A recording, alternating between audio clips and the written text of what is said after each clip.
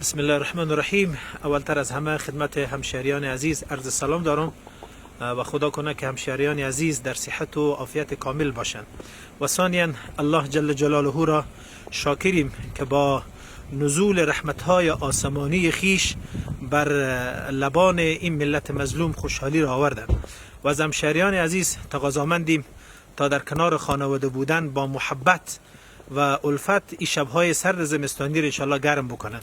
ببینید که الله جل جلاله با نزول رحمتهای خودش چه فضای زیبایی و چه مکان زیبایی برای ما و شما خلق کردن و ما و شما باید همیشه تکیه ما و امید ما با الله جل جلاله باشد، نیت ما از مخلوق به سوی خالق باشد.